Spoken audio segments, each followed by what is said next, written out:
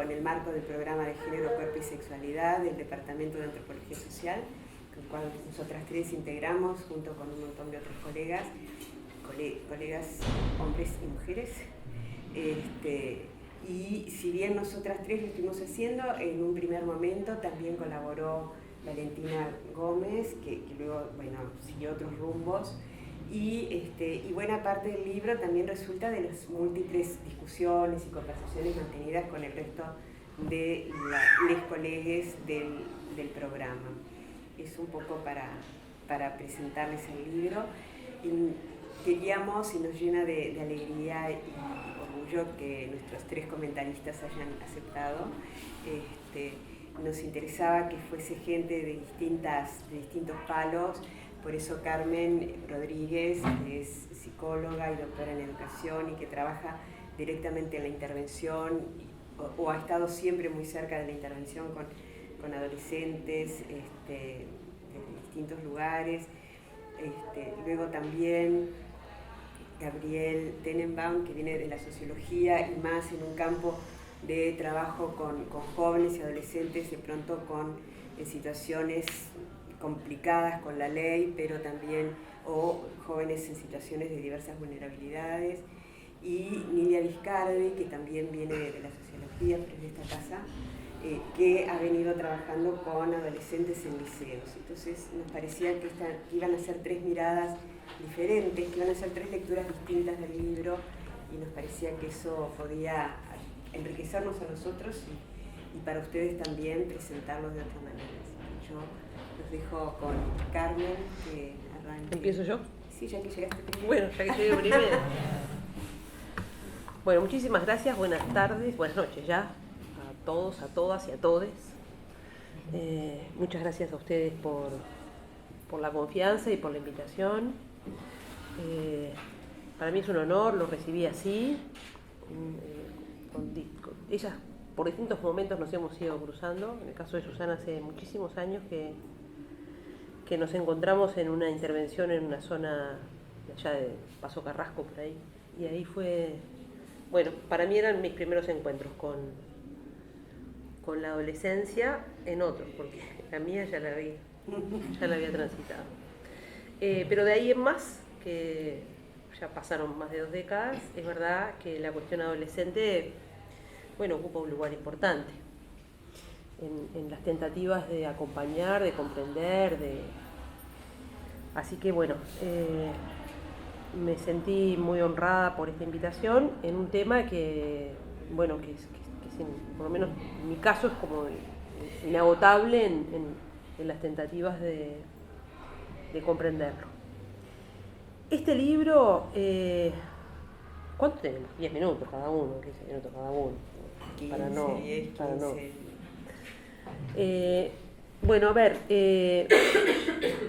Siempre que uno le toca tomar la palabra presentando un libro, siempre es una posición bastante singular. Es decir, uno hace una lectura y hace unos subrayados que seguro no son los subrayados de otros lectores. Uno siempre tiene una forma particular de detenerse en algunos momentos del libro, en algunos párrafos, en algunos pasajes.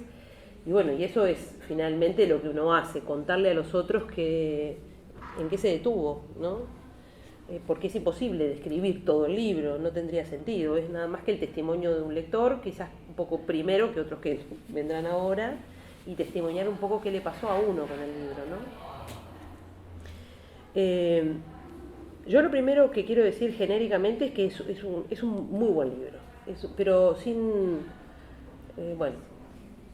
hay que decir sin demagogia, no vendría a decir lo contrario, pero es verdad que uno no elige entrar así en el comentario cuando no están así.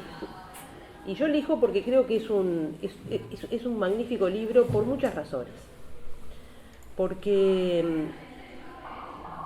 es una investigación muy sólida de campo que está llevada en nuestro país, que recoge el guante de un tema que no está libre de su tabú, de sus impedimentos de hablar, de ciertas inhibiciones.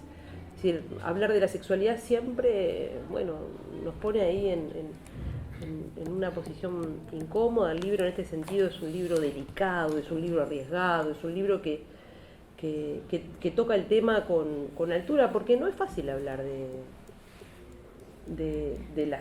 Bueno, voy a decir la sexualidad por ahora, pero yo finalmente creo que el libro habla de la sexualidad, habla del amor, habla del sexo, pero en cierto momento el libro es muy específico acerca de qué va a hacer con todos esos temas, pero más adelante voy a decir lo que yo leí acerca de esto. Si uno empieza en el comienzo, digamos, y les voy contando a lo largo del libro cuáles fueron mis principales detenciones, hay una frase que es la primera que me detiene en la página 12. Es una frase que dice así, y yo elijo entrar al libro presentándolo acá con esa frase. Las autoras dicen: vamos a entrar en un mundo que ya habíamos olvidado y que decididamente es diferente al de nuestras adolescencias. A mí me parece que esa frase es una frase muy reveladora. Es un mundo que ya habíamos olvidado. Y creo que eso es lo que está en juego cuando los lectores son adultos, somos adultos. Es decir, vamos a entrar en un mundo que habíamos olvidado. Pero es compleja la frase porque dice, es decir, que la sexualidad es un territorio de memoria. ¿Cómo olvidarla? Que se activa cuando las autoras dicen, vamos a adentrarnos en un mundo que habíamos olvidado y que decididamente es diferente al de nuestras adolescencias. Es decir, que hay una diferencia que activa la memoria de las autoras y del lector. Y que, de manera que eso que activa, esa memoria que se activa, no son la de los hechos, porque los hechos son distintos. Entonces yo creo que lo que están diciendo es que se trata de que la sexualidad, o los hechos que se recuerdan, esta memoria, es una memoria no de los hechos, sino de las marcas de lo vivido. De manera que, podríamos decir, el libro nos va a adentrar en un mundo que habíamos olvidado, nos va a poner en marcha cierta memoria, pero no de los hechos, porque los hechos son otros, pero sí de las marcas de lo vivido. Algo así como otros hechos, la misma memoria. Un juego así. Me parece que ellas eligen muy tempranamente, ponen esa frase, y es para mí mi primera detención. Esa detención que uno hace, no sé si... Yo leo los libros en general, no solo cuando los voy a presentar, sino leo, subrayo aquellos momentos en que el libro me detuvo. Así que este es el primer subrayado. Me parece que se trata de eso, de una memoria, de lo imborrable, de lo que no podremos olvidar nunca, pero los hechos son otros, no recordamos los hechos. El libro nos recuerda las marcas, las vivencias de otros hechos.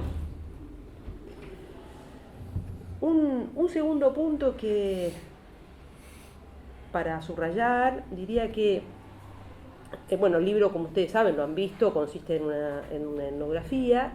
Y ahí aparece un primer ordenamiento que hacen las autoras, que nos dicen que nos van a presentar una etnografía de la socialización sexual de adolescentes montevideanos y pertenecientes al sistema educativo.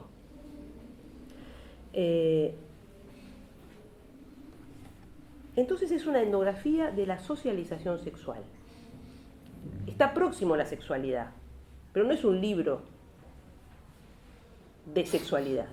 Está próximo, pero es la socialización sexual, y no es lo mismo la sexualidad que la socialización sexual. Lo mismo ocurre con otras categorías, como el género. El libro habla de la sexualidad, habla de género, habla del amor, lo menciona poco al amor. Pero las autoras tienen que hacer una precisión académica altamente relevante para mí, que es ordenar todo eso con una categoría. Entonces, vamos a encontrar sexualidad, vamos a encontrar género, vamos a encontrar el amor, aunque entiendo menos nombrado. pero ellas nos anticipan, bueno, pero no te creas que esto es un libro sobre sexualidad, un libro sobre género, un libro sobre el amor, es un libro sobre la socialización sexual de los adolescentes. Tiene un poco de todo esto, pero el libro recorta, pone lupa y instala una categoría, la socialización sexual de los adolescentes. Y instala claramente, el libro está muy bien escrito, es un libro, vieron que hay libros que se olvidan del lector, ¿no? Entonces el tipo tiene que sobrevivir, o la tipa o el tipo tiene que sobrevivir al aburrimiento, al tedio, a la confusión solo. Y hay otros libros que no, que está el lector ahí, lo cuidan, lo señalan cuando se está por extraviar, lo levantan del aburrimiento, dicen despertate, acá hay algo. Es un libro así, es un libro que no lo suelta el lector, no te deja en esa cosa que algunos libros te dejan de perderte. Es un libro muy bien escrito en ese sentido. Y nos deja claro al principio que hay unas preguntas que ellas tienen, que son las preguntas que van a guiar el resto de los capítulos, unas preguntas clarísimas. Miren, yo voy a decir algunas cosas, no quiero spoilear el libro, pero las preguntas finalmente a que uno puede pretender encontrar ciertas respuestas están en la página 53. ¿Cuál es el papel de la interacción entre jóvenes en los procesos de socialización sexual? ¿Cuáles son las fuentes de conocimiento sobre sexualidad? Y en tal sentido, ¿qué lugar ocupa la familia, las instituciones educativas, los medios de comunicación, las redes sociales y la conversación entre pares? ¿De qué manera los guiones sexuales en el plano cultural marcan el lugar atribuido a la sexualidad y cuánto es modificado o no en la interacción sociosexual? ¿De qué manera incide el género y la clase social en las trayectorias sexuales? ¿Qué reflexiones, críticas y cambios respecto a la sexualidad se están generando? Esas son las preguntas que este libro se formula al comienzo, y uno encuentra que esas preguntas están todo el tiempo ahí presentes, guiando el trabajo de escribir, el trabajo de pensar y después el trabajo de leer. Bueno, ahí están las preguntas. El libro camina entonces con esas preguntas, de la mano de una categoría que a mí me gustó, que jamás la había usado y que a partir de ahora la voy a usar, que son los guiones sexuales. Es decir, esta idea de que hay un guión. Y de la mano de esa categoría, guiones sexuales, ellas nos van narrando, nos van narrando acerca de esa primera vez, nos recuerdan a la adolescencia como esa edad de la primera vez. Nos recuerdan de la mano de los adolescentes que hablan, de todas las voces que aparecen ahí, en un trabajo muy antropológico, porque está todo el tiempo ahí la voz, la narrativa de los gurises. Entonces nos cuentan de los primeros besos, nos recuerdan lo asqueroso que puede ser el primer beso, lo violento que puede ser, lo excitante, lo buscado, lo deseado, pero también lo desconcertante y lo desagradable de aquel primer beso. Nos recuerdan cómo, nos van mostrando de las manos de estos guiones, cómo todo el tiempo en estos guiones sexuales se juegan lo nuevo y lo viejo. Todo el tiempo jugándose en esos guiones y en ese presente que están viviendo. Nos recuerdan la iniciación y nos advierten de cuán procesual es esa iniciación, más que como así como el altar, o como ese, aunque no sin el umbral, porque no es lo mismo haber pasado que no pasado por ahí. O sea que está el umbral de pasaje, bueno, finalmente, ¿debutaste o no debutaste? Pero nos recuerdan que estos guiones son mucho más procesuales que ese instante ahí donde finalmente la cosa ocurre. Nos recuerdan de la mano de estos guiones también, y nos narran y nos describen las enormes transformaciones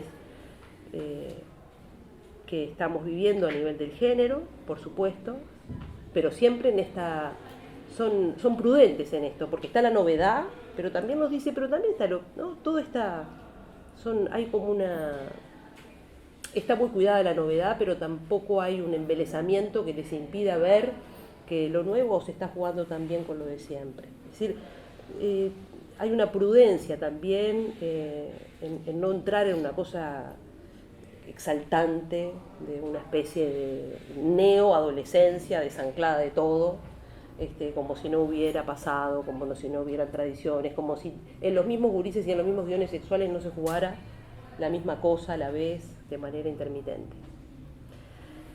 El punto para mí, un punto muy alto del libro, un capítulo que yo creo que se va a leer, se va a releer, se va a fotocopiar. Vieron que la gente hace esto horrible con los libros, ¿no? Está el libro y la gente después fotocopia un capítulo, lo pasa espantoso, ¿no? Pero creo que hay algo en el capítulo 7 que es un punto muy alto de la comprensión de estos guiones sexuales en el siglo XXI. Es el capítulo donde se revela esta generación R con las redes sociales y con una sexualidad que ya no se deja capturar exclusivamente con la presencialidad o con la presencia del cuerpo. Y ahí uno tiene una especie de sacudón cognitivo muy importante, porque ¿cómo es que el amor, el sexo, el cuerpo, la excitación, cómo es que ahora entonces la gente el lugar donde se inicia la interacción sexual es en las redes sociales, en la virtualidad? Entonces ahí empieza a aparecer para mí la urgencia de una recomprensión muy, muy fuerte, por lo menos de los que estamos en esta sala, que no, porque ellos se dan cuenta en cierto momento, estos son nativos, esta gente es nativa de este mundo, o sea que cuando nacieron esto ya se estaba jugando, esto de la virtualidad, de las redes, y advierten, y nos advierten, que ahí está pasando algo civilizatorio muy relevante. Algo así como decir, bueno, la gente del siglo XX seguimos pensando al fin del día que hay algo de la realidad que se juega en este mundo tangible, ¿no? Y que hay algo de lo virtual que es una especie de pérdida de la realidad o de pérdida de la vida, una especie de vida de mentira, una vida falsa, un lugar donde se pierde la vida, un lugar donde no se vive, se evita la vida. Bueno, esta gente nos dice, no. Esto es un lugar de vida. Esto es un lugar donde se vive y ellos entran y salen con una continuidad total. Es decir, que ahí donde algunos vemos como una cuestión que se nos representa como un límite infranqueable, hay una generación que ya está jugándose muy fuerte en el lazo social, que tiene otra experiencia. Tiene otra experiencia con las lógicas de lo que es real, digamos, entre comillas. A esta altura hay que empezar a poner muchas comillas, y lo que es virtual, y esto está totalmente, es decir, que las pantallas no son algo que divide, sino algo que permite la continuidad. Y esta investigación lo deja muy claro en un territorio que es el más difícil de plantear esto, que es el campo de la sexualidad. Entonces creo que hay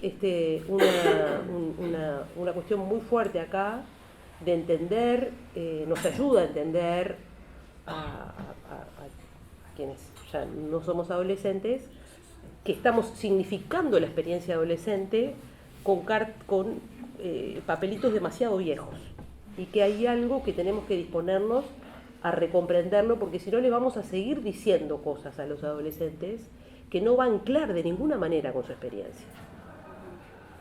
Y eso es importante, que podamos seguir hablando, no para tener la misma experiencia, porque es imposible, pero que podamos seguir hablando. Y esa posibilidad de seguir hablando está jugada muy fuertemente en la posibilidad que tengamos los adultos de comprender. Y en ese sentido creo que hay un punto muy elevado del libro, porque nos sacude todo. Y ya después de este libro no podemos seguir diciéndole a alguien que está desplegando una parte muy importante de su vida en las redes y en la virtualidad, que salga de ahí. Que salga de ahí y que salga a toda costa. ¿A dónde va a ir? Y que salir de ahí. Bueno, me parece que ahí hay un momento muy, muy impresionante. Voy a ir cerrando porque no quiero tomar demasiado más de tiempo.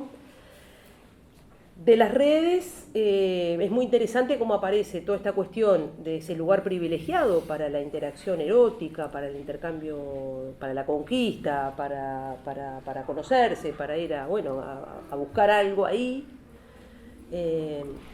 También cómo aparece el control, ¿no?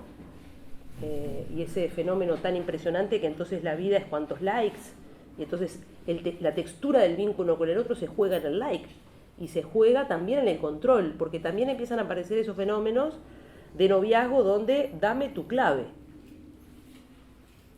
En un mundo que se deja arrastrar por lo que vemos, por la mirada. La virtualidad es sobre todo ver. Hiperver. Superver. Y bueno, y ahí es muy interesante cuando el mundo de las confianzas, de las relaciones amorosas se juegan en el campo de vos, ¿me vas a dar o no me vas a dar la clave? Y les digo que se puede armar, si no, ¿no? Bueno, esto hay muchos autores que han hablado hace tiempo, ¿no? Esta cuestión del control, de la sociedad del control, ¿no? Y el libro muestra, y los gurises muestran cómo hay mucho sufrimiento en torno a esto, mucho el amor duele ahí muchas veces también, ¿no? Formas dolorosas del amor que se juegan en el campo del control de lo que veo o no veo, y entonces hay, yo creo a esta altura, creo que podemos decir que hay un discurso distinto ahí, la virtualidad es ante todo un discurso, un modo de, sí, me diste el like, me eliminaste, me borraste, me hiciste, me das la clave, no me la das, puedo entrar, me viste entrar. Bueno, todo un lenguaje de una erótica rarísima para todos nosotros, pero enormemente productor de experiencia y de sexualidad. Hay un capítulo final, y con eso yo voy parando, dos cosas más voy a decir. La cuestión sobre las parejas, por ejemplo, que es muy interesante, la cuestión de la pareja, ¿no? De esta pareja líquida, que ya la veníamos viendo, ¿no? Pero parece muy fuerte. Pero me llamó mucho la atención, y es un capítulo sobre el que quiero volver porque lo leí muy rápido, cómo esta cuestión de las parejas tiene un atravesamiento de clase. Creo que el atravesamiento más fuerte de clase se juega en el territorio de la pareja y del lugar de la pareja y de quién es quién y de qué tipo de parejas. Me pareció, todavía no sé qué hacer con eso, pero me pareció porque la investigación toma la cuestión de clase, pero donde la clase se juega de una manera muy particular es en la pareja. Bueno, me parece que ahí hay algo a pensar. Las conclusiones son geniales, miren, así las tengo, no se las voy a spoilear, pero hay un conjunto de conclusiones muy interesantes, y de vuelta en un libro muy ordenado que recoge todo lo que dijo y lo ordena y lo pone ahí en 3 páginas muy nítidas, pero sería spoiler. Solamente al final, quedarme con el final, porque yo les voy a decir, lo último que quiero decir es qué me pasó cuando yo terminé el libro. La última frase dice así: en sus exploraciones, en el último párrafo, en sus exploraciones, perplejidades y devenires con frecuencia reproducen modelos de género, en ocasiones relaciones afectivos sexuales violentas, pero también con frecuencia se apartan de los modelos tradicionales y buscan algo que aún no tiene nombre. Bueno, yo soy psicóloga y me filio en el territorio del psicoanálisis. Me oriento por el psicoanálisis. Y ese final me encantó, porque la sexualidad es aquello que nos deja sin palabras. ¿Viste? No hablemos más. Empezó otra cosa, ¿no? Y me parece que hay algo ahí de una etnografía, de un recorrido por estos guiones, por capturar estas construcciones sociales también de la sexualidad, pero la sexualidad también conserva esa dimensión muda, esa dimensión enigmática, donde se acaban las palabras, donde no hay palabra, donde ustedes saben, la sexualidad y la muerte nos deja sin palabras, ¿no? Es aquello que nos enmudece. Bueno, terminé el libro y lo terminé. Y yo no sé si a ustedes les pasa, pero en general un libro lleva a otro libro, ¿no? Y a mí me pasó cuando lo terminé, me vino asociativamente un libro, otro libro, ahora sí de una psicoanalista, que se llama Anne de Fumentel, que se llama En caso de amor, psicopatología de la vida amorosa. Porque yo, si le reprocho algo al libro, es un poco el amor, ¿no? Y bueno, y ahí me vino esto, y este libro tiene casos, y hay un caso por el que empieza que es una mujer grande, no es una adolescente, pero va siendo una mujer grande a una psicoanalista y le dice, mire, yo vengo acá porque quiero que usted me saque de encima el amor. Yo quiero que usted me saque de encima el amor. Un amor que la había dejado sufriendo en la adolescencia. Es decir, después en el material lo que va a aparecer es una mujer que amó profundamente en la adolescencia y que ese amor se volvió muy doloroso. Y pegada a ese amor, pasaron las décadas y todavía no se libra de aquel amor. Y entonces, finalmente, harta, va y le dice, yo quiero que usted me saque de encima el amor. ¿Cómo anda? Y ella le contesta. Después que se tomó una semana, porque inmediatamente quedó muda aquella mujer cuando le dijeron, sáquenme de encima el amor, enmudeció. Y a la otra semana reaccionó. Le dice, usted no podría jamás quitarse de encima el amor. Nosotros venimos de allá, del enlace. Nacemos acordonados como los alpinistas, amarrados a un vientre, un alma, las tripas, una voz. Nosotros venimos de a dos. Nosotros morimos solos. Esa es una certeza. Y para nacer es necesario pasar por un desgarramiento del que no tenemos ni idea. Si es de ese amor del que usted habla, no hay nada que hacer. Está en sus pulmones, en su cerebro, en lo más mínimo de sus gestos, la preexiste a usted, y sin socorro alguno de ningún Dios, Él estará enraizado en usted como la marca de primer enlace. No se puede huir del amor, quiero decir. Y la adolescencia es ese momento de una primera vez. Bueno, felicitaciones.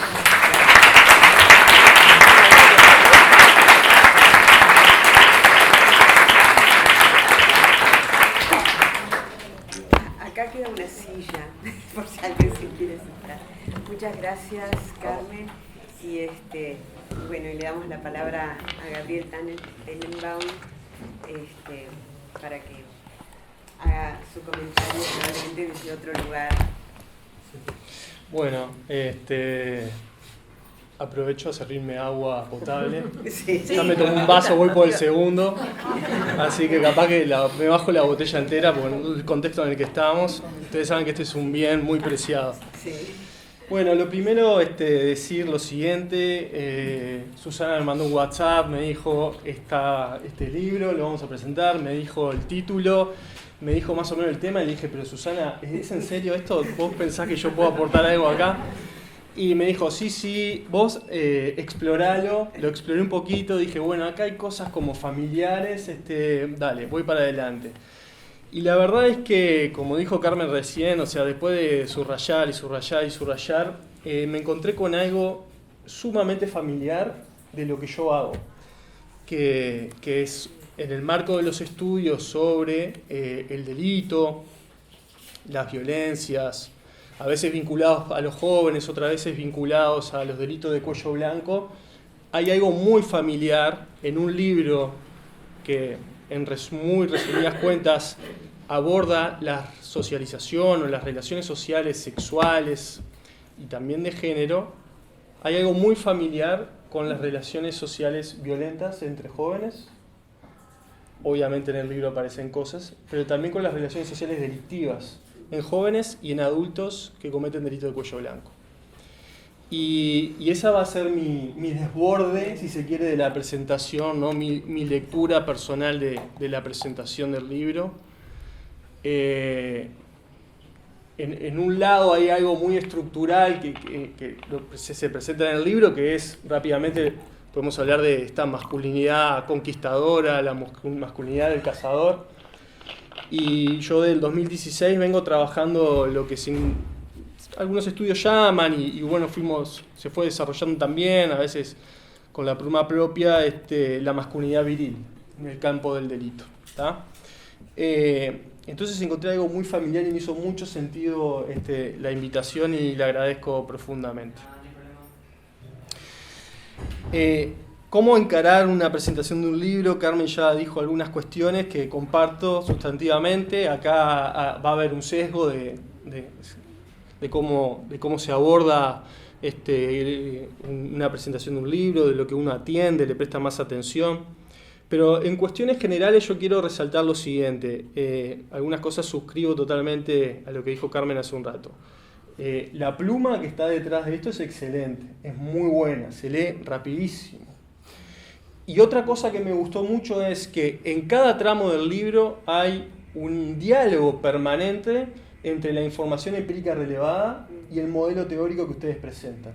No deja un tramo este libro sin una interpretación a partir del modelo teórico. Y eso me parece que es algo a valorar, que obviamente responde a una forma de entender la producción del conocimiento, que desde mi punto de vista comparto. No hay forma de salir de la inmediatez del saber común sin un modelo teórico. Además, el modelo teórico te da transparencia. De este lugar estoy posicionado para entender el objeto de estudio que estoy abordando. Uno no engaña a nadie, y en ese sentido es algo que quiero rescatar. También quiero rescatar en esto de la escritura el uso que hacen del lenguaje, porque es un uso rupturista. Y al momento de hacer un uso rupturista del lenguaje, no es que asumen un comportamiento normativo, sino que varían. Usan distintas formas de romper con la normatividad del lenguaje. El uso de la palabra es sumamente interesante en el libro, el uso del lenguaje, y dispara un montón de discusiones sobre cómo tenemos que escribir o cuáles son las distintas formas de escribir en la educación superior, en una investigación, y algo que es mucho, tiene más resistencias, los estudiantes, desde qué lugar tienen que escribir sus producciones, ¿no? No es un tema menor, yo creo que no se ha abordado esto, capaz que en algunos equipos sí, pero no se ha abordado a nivel de una política universitaria o de facultad, y es algo que no es que se nos viene, es algo que ya está. Y como docente yo al menos tengo reclamos sobre eso. Y uno no tiene todas las herramientas para saber cómo resolver esto, ¿no? Y es una discusión que hay que dar, y el libro es, hay varios libros que están en esta tónica, pero es pionero en este sentido también, ¿no? Y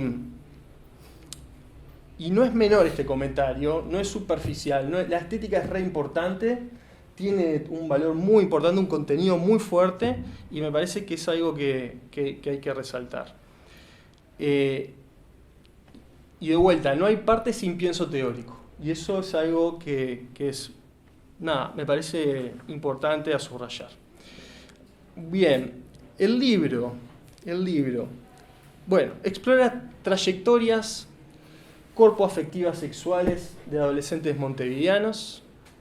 Y ahí hay ya, en esa simple frase, hay un montón de cosas para decir.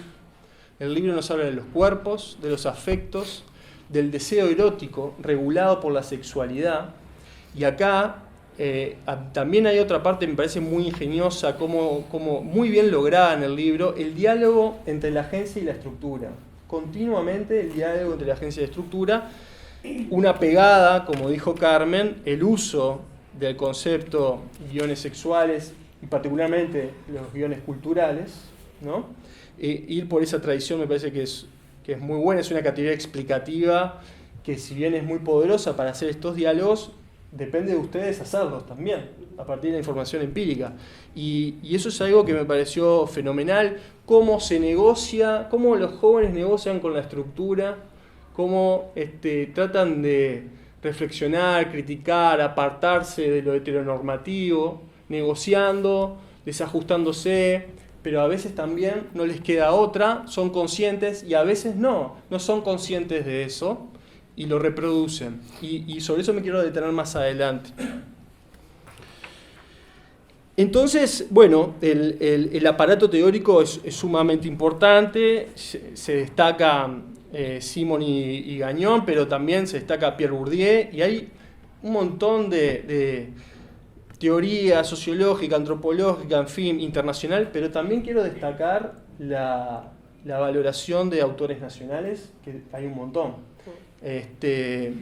No quiero mencionar a todos, pero hay un montón y de distinto tipo, de distintos lugares han utilizado ellos, no solo sobre el objeto de estudio puntual que ustedes trabajaron. Entonces, ese desarrollo de discusión teórica y de literatura antecedente es vital porque les permite dialogar con la acumulación de conocimiento y además de lo que dije antes sobre lo que te permite la teoría al momento de analizar el objeto de estudio. Bien.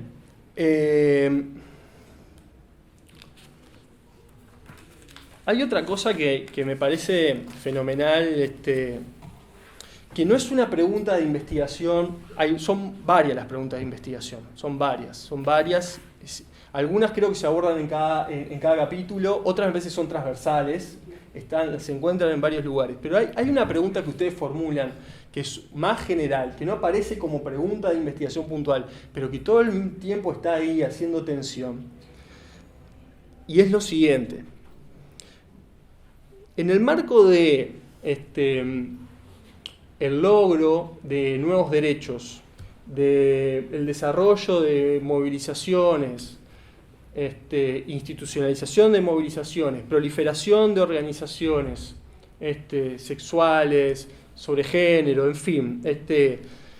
Creo que es muy poderoso cuando uno ve toda la batería de esto junto, lo voy a leer para decir lo que entiendo que es una pregunta que resuena todo el tiempo. Fíjense, en el marco de logros fundamentales en derecho, y voy rápido, ¿no? Todos ustedes lo saben, pero es el poder de lo simbólico, ¿no? En esto. En el marco de logros sobre defensa de la salud sexual y reproductiva, disposiciones sobre educación sexual en la Ley General de Educación, interrupción voluntaria del embarazo, matrimonio igualitario, ley de violencia basada en género hacia las mujeres, ley para personas trans, políticas y programas y proyectos, estrategia intersectorial y nacional de prevención del embarazo no intencional en adolescentes, Proyecto Uruguay Unido entre 2011 y 2015, campaña de noviazgos, varias de ellas, en el marco de organizaciones y colectivos feministas, hombres antipatriarcales, LGBTIQ+, movilizaciones de todo tipo, de la Marcha de la Diversidad, alertas feministas, Paro Internacional de las Mujeres, acciones performativas como el pollerazo, y otras acciones performativas en la Marcha de la Diversidad, y otras tantas cosas que me estoy olvidando ahora. Pero fíjense el poder simbólico de todo esto en los últimos años. ¿Cómo resuena esto en los adolescentes? En adolescentes que nacieron en este siglo, viven todo esto desde muy chiquitos. Algunos de que tienen uso de conciencia es esto, esta es su realidad. Obviamente que tienen memoria, tienen historia, van conociendo, van sabiendo de procesos, su genealogía, en fin. Pero ¿cómo resuena todo esto en ellos? En ellas. Eso me parece que es algo que es muy interesante leer en el libro como una lectura transversal, ¿no? Y acá comparto lo que decía Carmen hace un rato. Uno puede pensar que todo esto, bueno, somos una sociedad nueva. Estamos todos desconstruidos, los adolescentes que vienen son todos desconstruidos, ¿no?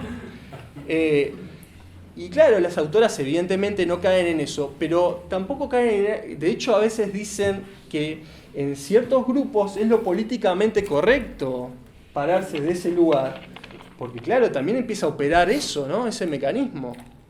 Eso no es menor. Pero también dan cuenta que en el centro educativo, en la periferia que ellos estudian,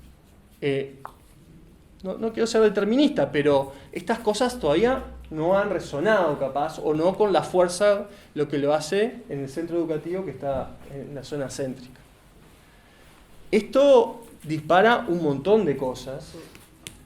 Yo no me animaría a hablar de clase social más como convencionalmente, digamos, se trabaja, pero dispara un montón de cosas sobre diferencias quizás socioeconómicas y culturales, y preguntas que son como duras, ¿no? Y lo voy a hacer para incomodar nomás. Me dijeron que no lo haga, pero lo voy a hacer. ¿Sí? Disculpen, son preguntas, no es una afirmación. La deconstrucción es un privilegio de clase. Y no me quiero ir tan lejos. Si la crítica a lo normativo, por hablar de todo lo normativo, sexual, de género, el cuerpo, eso es un privilegio de clase. Es un privilegio también de los niveles educativos altos.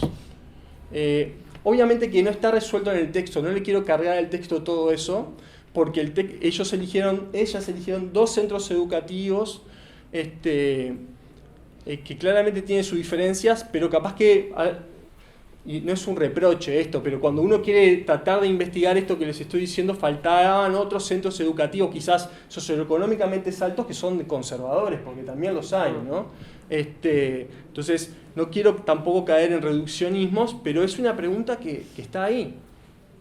Creo que Butler es muy clara en este sentido cuando ella lo que ve como una salida, digamos, son las alianzas, ¿no? Las alianzas, necesarias alianzas.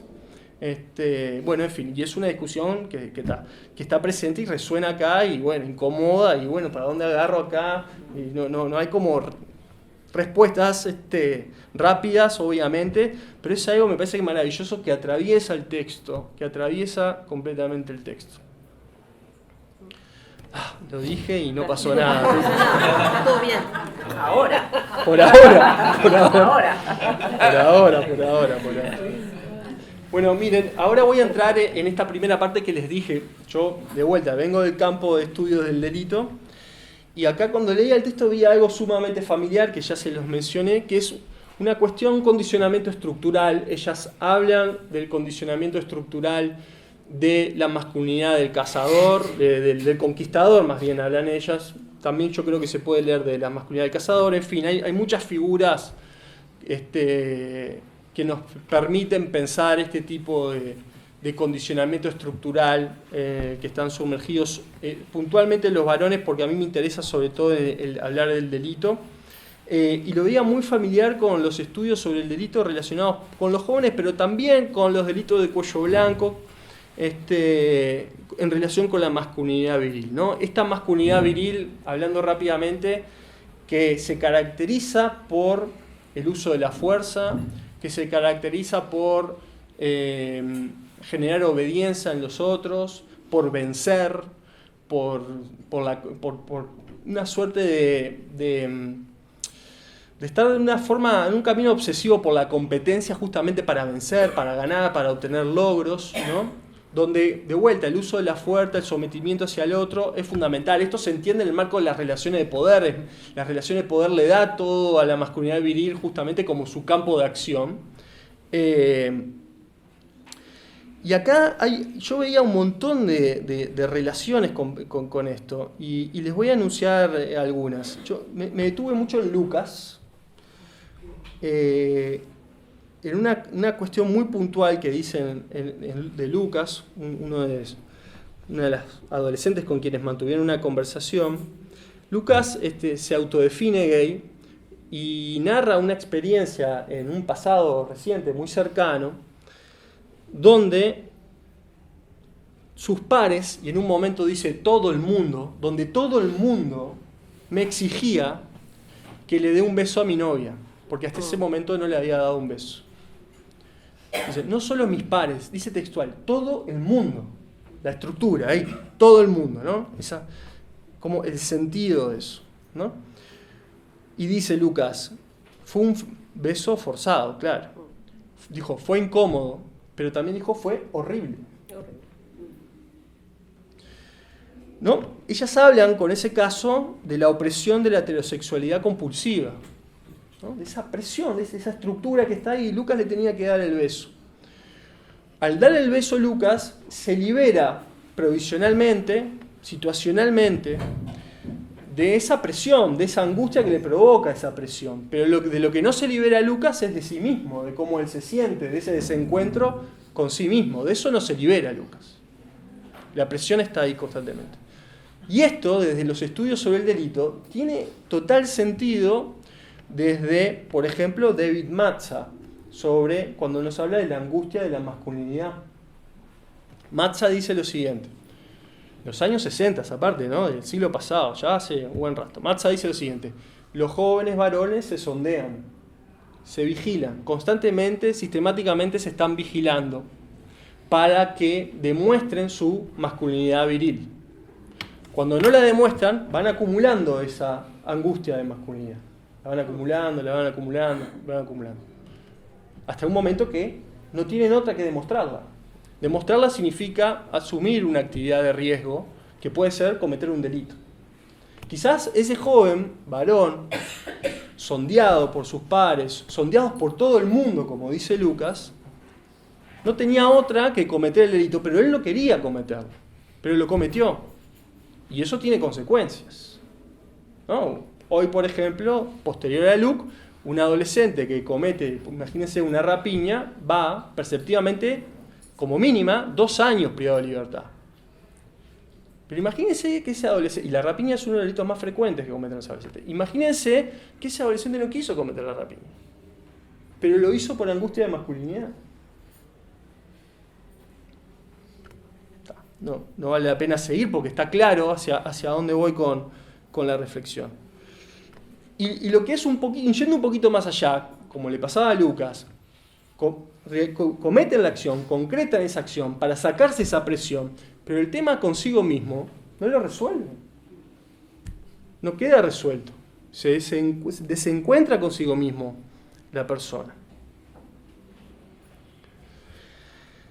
Y acá entonces da lugar a este diálogo que tiene, por ejemplo, Lucas con los guiones culturales. El guión cultural está presente en esto de la agencia de Lucas, la estructura que está ahí presionando a Lucas para darle el primer beso a su novia, ¿no? Y esto es interesante porque las autoras, entre otras cosas, capaz que a mí me interesó más eso, resaltan las prácticas de iniciación en la sexualidad, ¿no? Son puntos de inflexión para bien, para mal, aunque algunos lo desconstruyen y esas primeras veces en realidad ya no son, y la segunda y tercera vez es la primera vez porque fue como fue, ¿no? También eso sucede. Fíjense que en esto que les vengo contando de Lucas, con la opresión de la heterosexualidad compulsiva, o en esto que les dije con la angustia de la masculinidad viril de David Matza, acá hay algo, y cómo se negocian las adolescencias con esto. Hay algo que me pareció fenomenal, que es una foto del libro que sacan a un mural. Y que le sacan una foto a un mural que tiene la siguiente frase: yo tampoco sé cómo vivir, estoy improvisando. ¿No? Y al lado de esta frase hay un árbol sin hojas, desnudo, sin contenido. Y me parece que eso como que refleja el sentir de romper también con una mirada adultocéntrica a las adolescencias. O sea, porque si esta explicación que estamos hablando y este sentir que transmite el libro pudiera estar reflejada al momento de un proceso judicial, por ejemplo, las cosas serían bien distintas. Sería muy distinto también el sistema de ejecución de castigos. Y también sería muy distinto, habría una ruptura con esta lógica de la enemistad en el que se basa sobre todo el sistema de justicia, ¿no? De ver al otro como el enemigo, estamos a la defensiva, te vamos a castigar. Sí, está el principio de oportunidad y hay garantías, sí, pero está todo de alguna manera como dominando el derecho del enemigo en todo esto. Entonces quería destacar estas cosas. En relación con esto está muy emparentado algo que ellas también evidencian muy bien: la publicidad de las acciones de la masculinidad del conquistador. Porque No solo que te sondeen, no es suficiente que te sondeen, que te reconozcan, sino también dar la publicidad de eso. La reputación es importantísima, ¿no? Hay que ganar medallas, trofeos, ¿no?, de los otros. Y acá me parece genial una cita que hacen las autoras de Brian hablando de su hermano. En relación con la acumulación de capital de relaciones socioafectivas, Brian dicen que su hermano es un depredador. Es un depredador. Está con todas juntas al mismo tiempo. Y una cada día, como la película, ¿no? Todos juntos todo el tiempo. Bueno. Todas juntas al mismo tiempo y una cada día, cada vez que tiene una diferente cada día. Y Carlos, al quien le está a ser parte de la conversación, le dice, quien pudiera. ¿No? Plantada ahí la masculinidad del conquistador, dando publicidad Brian a su hermano, ¿no? Reproduciendo esto, bueno, justamente, ¿no? Porque detrás de toda esta acumulación, en realidad, hay violencias, ¿no? Estamos hablando de violencias. Yo les estoy hablando de otro tipo de violencias por mi campo de estudio, pero ellas también ven violencias, y de todo tipo, ¿no? Está esta idea de la hipersexualidad que tiene que asumir el varón, ¿no? Este varón conquistador. Y que claro, en esto pone a la mujer, en los casos de relaciones heterosexuales, pone a la mujer en el lugar de mero recipiente, ¿no? Mera receptora de esa hipersexualidad que tiene que asumir el varón, porque el varón lo tiene que asumir. Cuando no asume el mandato, está en un problema, ¿no? Esto que hablábamos antes con Lucas, ¿no? El acondicionamiento externo, la regulación, ¿no?, institucional, lo simbólico, pero también lo que uno quiere, ¿dónde está lo que uno quiere hacer? ¿No? Y distinguir eso, porque a veces también pasa, sobre todo pasa capaz que con los que la figura, si quiere, más rupturista con todo esto, de que a veces podemos pensar que su agencia está muy fuerte, ¿no? Pero en realidad es un sentir libre de decisión, pero sigue regulado igual que todos, sigue bajo el mismo control social que todo lo demás. No es sencillo todo eso. Hay un tema, con esto ya me pasé, no sé, de tiempo, pero con esto voy cerrando. Solo otra idea que me resultaba familiar cuando leía el libro. Hay una cuestión muy interesante que un poco anuncié sobre lo que significa ser un joven varón en el marco de los condicionamientos de la masculinidad del cazador y la masculinidad viril en un centro educativo en periferia y en un centro educativo en el centro, ¿no?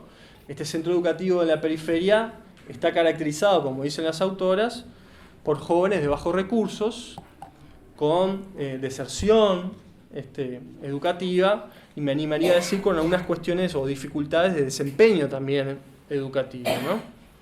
En ese contexto se toma con cierta...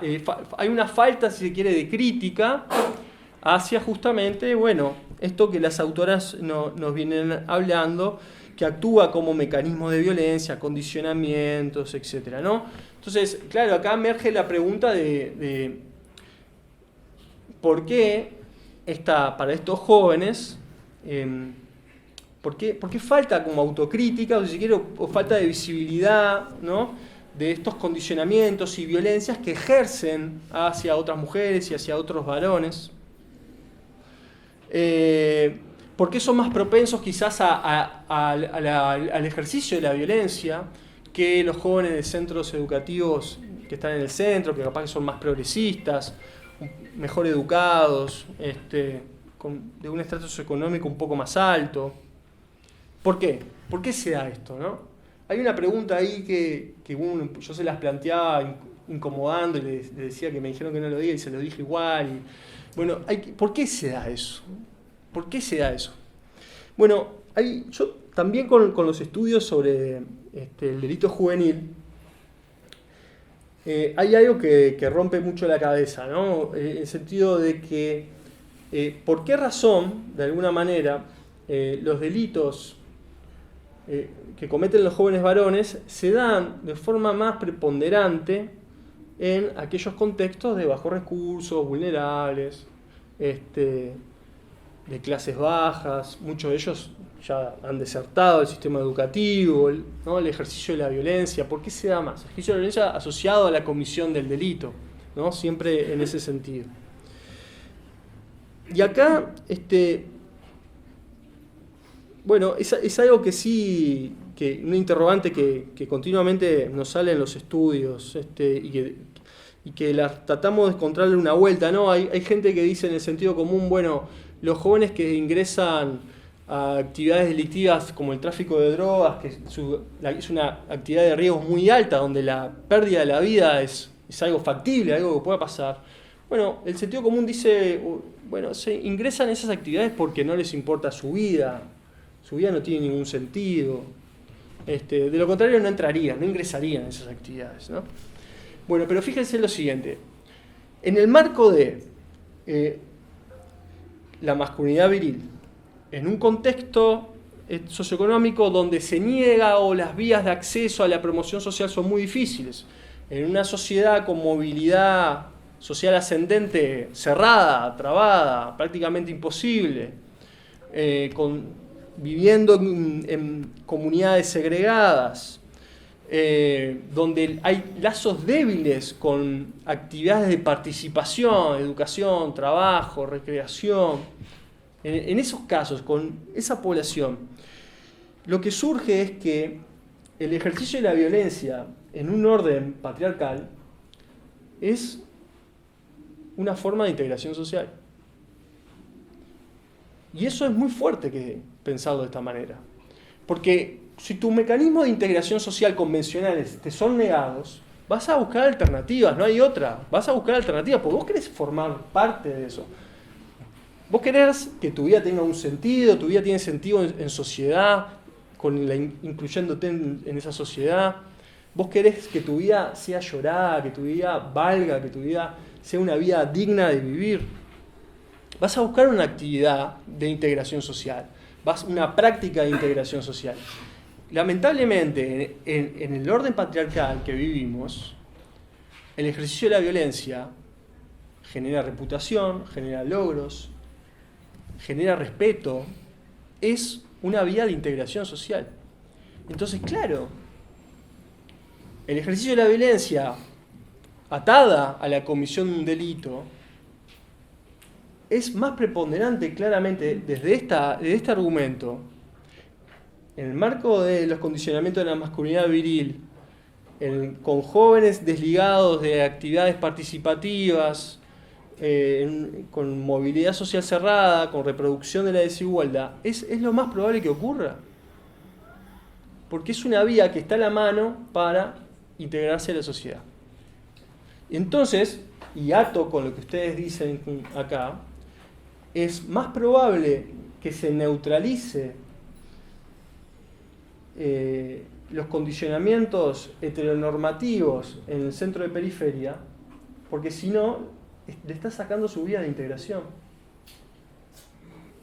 Claro que hay que romper con eso, minimizar eso, claro, pero fíjense que qué tan duro es, qué nudo duro es romper con eso, que le rompes romper con eso es romper con una vía de integración social, en el marco de que eso sea valorado. Entonces, cuando uno piensa así el delito, claro, o sea, lo pensás totalmente de otro lugar. De este sistema de justicia que tenemos, hay que darlo vuelta, porque no estás entendiendo a ese adolescente. Obviamente que hay una diversidad de formas de cometer delitos y motivos y esto, ¿no? Pero estoy hablando de algo muy puntual, de una población puntual, que por decir puntual no quiero decir que sean pocos, diría que son bastantes, de hecho. ¿Ah? En suma, la masculinidad viril como la masculinidad del conquistador deberían de dejar de ganar cucadas, deberían dejar de ganar premios, medallas. No veo otra forma de que si deberían dejar de reconocerse como tal, de tener un lugar preeminente. No veo otra forma, otra salida al respecto. No le podés negar la integración social a una persona si este mecanismo actúa de esa manera, porque tampoco le estás dando otra cosa. Gracias.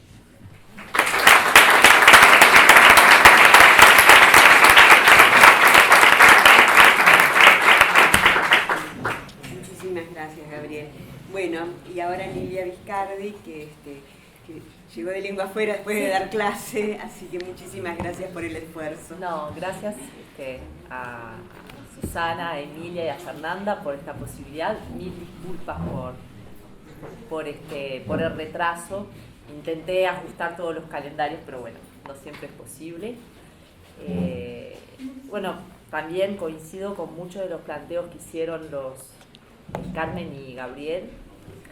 Y cuando leí el libro, realmente lo primero que quería decir es que me acordé de lo linda que es la antropología, el poder que la antropología tiene para pensar cosas esenciales, y me parece que en este sentido el libro da testimonio de un diálogo por el cual la antropología en sí, solo en sí, merece seguir siendo leída, aportando, y esto es una continuidad que viene, me parece, de la deconstrucción del parentesco, la familia, y me parece que el trabajo que ellas han hecho es una excelente continuidad de la sociedad contemporánea, ¿no? Que me parece justamente que ahí hay un desafío teórico bien importante que se levanta, una actualización del lenguaje, pero también, bueno, como algunas claves o algunas miradas en las tradiciones culturales de las disciplinas traen una forma de mirar los objetos que es muy potente,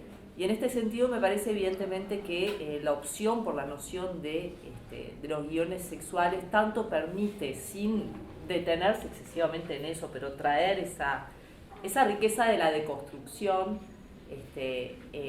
antropológica, y a su vez traer esta discusión para poder hablar o comprender algo que desde otras disciplinas, desde el sentido común, aparece como tan difícil de teorizar, que es la sexualidad adolescente, la afectividad adolescente, con estos duros golpes acumulados hacia cualquier forma de pensamiento romántico, por ejemplo, ¿no? Que evidentemente finalmente o cierta línea de interpretación de las ciencias sociales hace imposible dejar de sostener, y me parece que la lectura confluye en este sentido en una serie de cosas. Esta es una de ellas.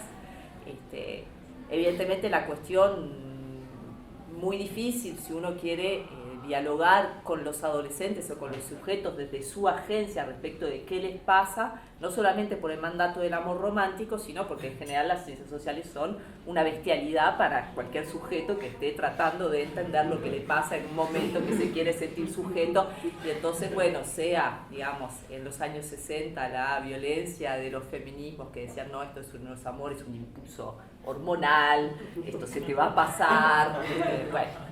Más o menos lo mismo sería un adolescente, no, mira, esto no es más que la expresión de una virilidad violenta o un deseo romántico. Bueno, siempre estamos un poco en esa dificultad cuando hacemos teoría crítica respecto de, de poder criticar con los sujetos que a su vez están comprendiendo a sí mismos y como sujetos vinculándose con otros a través de afectos que sean positivos, y el amor, a la vez que está cargado de significados sociales, es también una tendencia removedora y que efectivamente puede canalizar muchos espacios de agencia. Me parece que ahí hay una segunda riqueza, por lo menos cuando traté, creo que le tengo que dar una segunda y tercera lectura, que me parece también que es un libro que tiene una forma muy acertada de mostrar un escenario de lucha, que sigue siendo lo que está en juego, ¿no? Por un lado, bueno, brevemente se da síntesis a lo que han sido en las leyes los distintos avances a nivel de derechos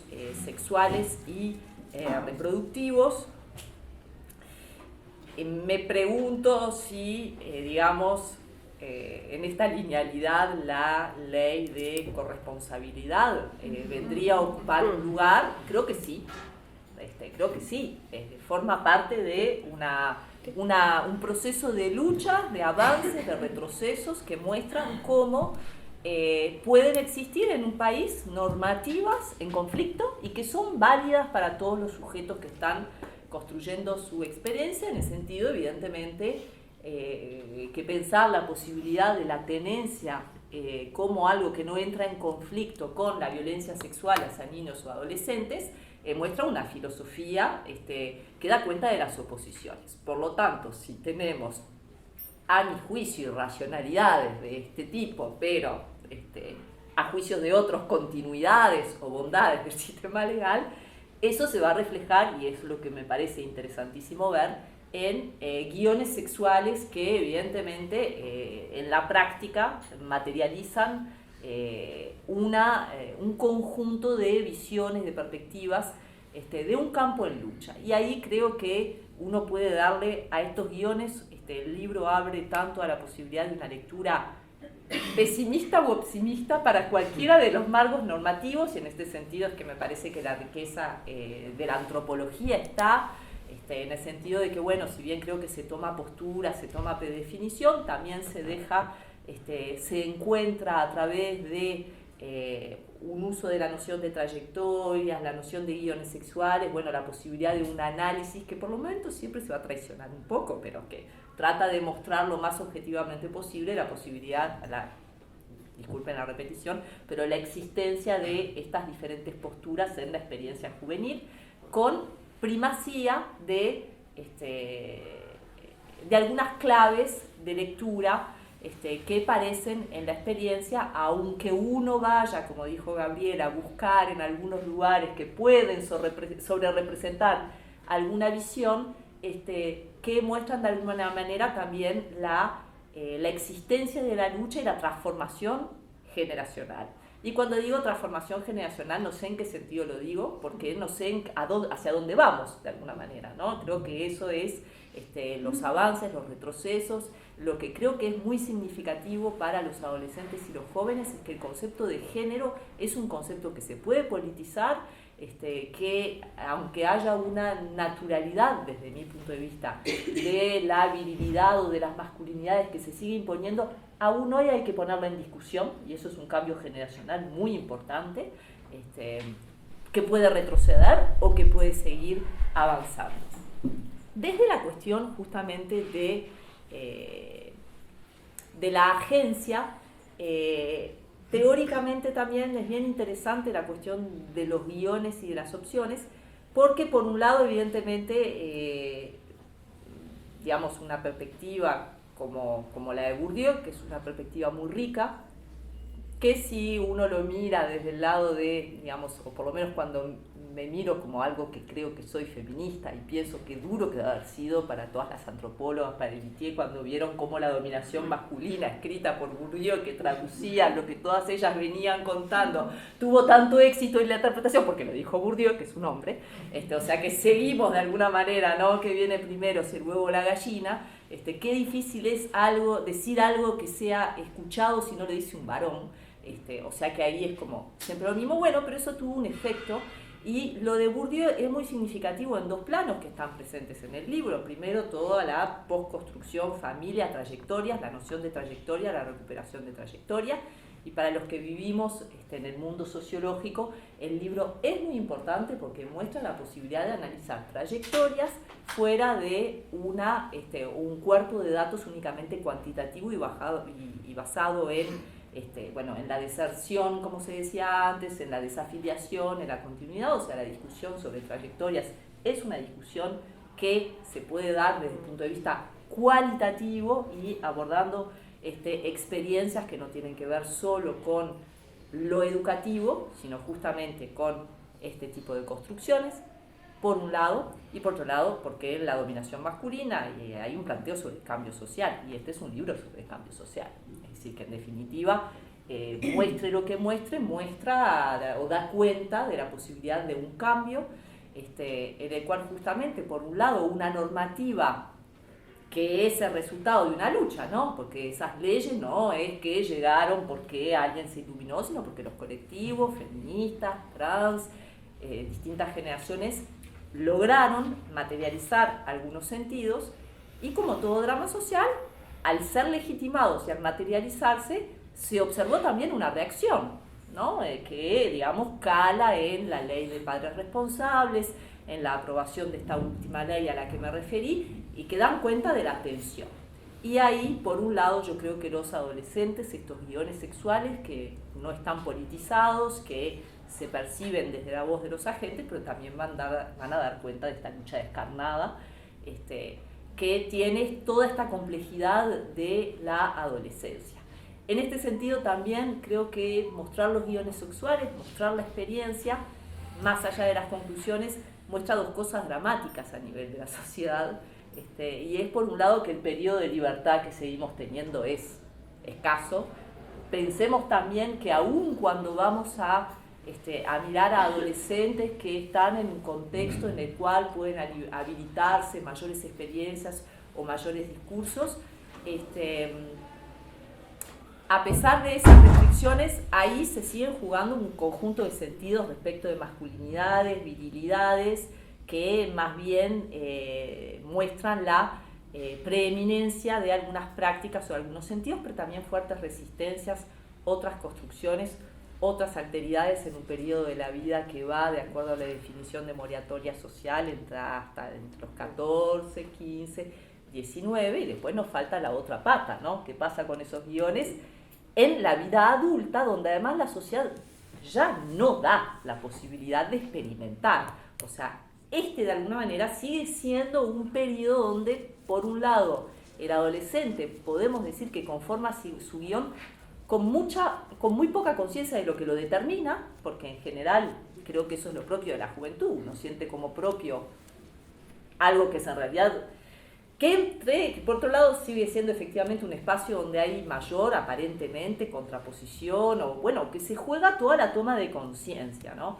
Entonces, por un lado, digamos, este corto periodo de experimentación creo que se aborda aquí, y creo que es bien interesante ver después qué es lo que pasa en otros momentos de la vida, ¿no? Yo me preguntaba, por ejemplo, para aquel que él tenga un guión que sea alternativo, que interpele su propio guión de acuerdo a lo que le fue pasando, porque creo que eso queda abierto, ¿no? Estas experiencias buenas, malas, muestran también como los derechos habilitan a que alguien, como decías vos, siente que su sexualidad no es heteronormativa, además lo confirma en la experiencia y por lo menos tiene algún discurso que le permita seguir construyéndose y sosteniéndose a sí mismo sin pensar que está loco. Y en este sentido también quiero resaltar que, que los trabajos de los estudiantes de sociología de la experiencia escolar han mostrado también que es bastante difícil el éxito en la trayectoria educativa o la constitución de la relación con el saber en centros educativos en los cuales los alumnos no pueden defender su identidad de género. Es decir, que sin apropiación de la identidad de género es muy difícil afirmarse como sujeto que conoce y como sujeto que aprende. La pregunta que queda es, bueno, si los alumnos que cambian su identidad de género necesitan ir a, mayormente, los centros educativos públicos, porque allí hay una mayor aceptación de la posibilidad de tener otra identidad de género, o si también ese cambio de género no tiene que ver con dejar algo atrás, y eso puede tener que ver también con cambiar de centro educativo. Pero lo cierto es que hay una necesidad, o sea que no voy a decir que la desafiliación educativa o la negación de la educación, lo que se conocía como los malos resultados escolares, están directamente vinculados con la negación de la identidad de género, pero juegan también una relación, y en este sentido todo esto muestra ese drama. Pero me parece, como decía, que el libro permite ver, de hecho, cómo se dan las luchas. No en los ámbitos donde la lucha tiene el nombre de lucha, porque vamos por las movilizaciones, porque somos agentes, porque somos actores, porque estamos en el Estado, porque somos los estudiantes, sino allí donde la lucha no tiene el nombre de lucha para el que la vive, y que sin embargo efectivamente pone en escena todas estas cuestiones. Bourdieu decía, y vuelvo a mi argumento, en La dominación masculina, que la educación es el escenario del cambio para las mujeres. Es decir, que en definitiva parece ser el ámbito educativo, no sé si el de la justicia, no sé si probablemente tal vez el campo judicial tienda a ser por distintas razones más bien un ámbito de reproducción de lo conservador y en ese sentido podemos tener contradicciones, pero que en definitiva él entendía que a nivel demográfico, a nivel institucional, la inevitable expansión de la educación y de las mujeres en el sistema educativo fue generando un cambio inevitable también, a pesar de los avances y los retrocesos. Y en este sentido, más allá de que sigue siendo muy difícil, de que hay esta impronta de la virilidad, de las masculinidades violentas, que también se cobran muchas muertes entre los varones, y ese puede ser también un principio de reflexión que tal vez permita una interpelación a estas pautas. Me parece que también la noción de trayectorias, tal como ustedes la recuperan aquí, la posibilidad del cambio, muestran eso. Y para terminar, un último apartado bien interesante también es que a pesar de que se recupera Bourdieu, trayectorias, también me parece que podría aparecer aquí un autor como Lair, que un poco pone en tensión esto y dice, no hay tampoco, aún en un contexto conservador, la noción de guiones sexuales es interesante. ¿Por qué? Y porque de dos papás que crían a sus hijos de la misma manera, muchas veces resultan dos hijos completamente distintos, ¿no? Entonces, hay algo en la experiencia individual que sí, no en los grandes números puede aceptar tendencias, pero que va a hacer que dos personas que aparentemente vienen del mismo contexto tengan dos posiciones distintas en la misma familia en relación a ese contexto. Así que ahí me parece que hay un conjunto de aciertos. Yo creo que sí, que hay un peso de la clase social en reproducir su noción de familia, de patriarcado, de propiedad patriarcal y de derechos. Son nociones tan fuertes y tan antropológicamente constitutivas de la modernidad, del derecho moderno y de esa cosa con la cual esto después queda asociado sin que lo digamos, y es otra parte, que es el derecho de familia. Es una cosa bastante atroz en general, que por un lado defiende muchas cosas, pero que por otro lado comete vulneraciones impresionantes a un conjunto de derechos, pero que creo que de aquí de alguna manera hay mucho para ver esto.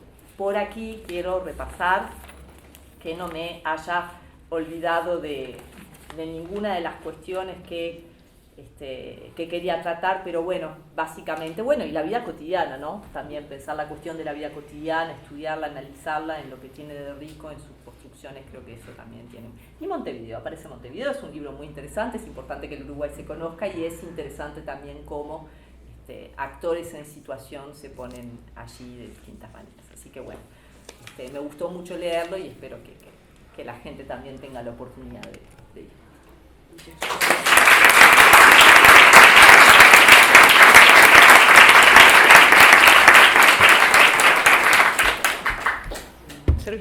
A nosotras nos resta agradecerles profundamente a los tres. Son lecturas muy atentas que hicieron desde distintos ángulos, nos enriquecieron. Esperemos que todos puedan leer el libro. Y ahora los invitamos a que nos acompañen a tomar algo y comer algo. Buenísimo. Bueno, yo también agradezco. Gracias por la lectura, por los comentarios, fueron súper enormes, gracias. Y gracias a todos los que vinieron. Y ya que me di cuenta que va a quedar grabado, había unos adolescentes por ahí que se fueron, pero que quede grabado, que gracias porque son parte de esto. No, gracias.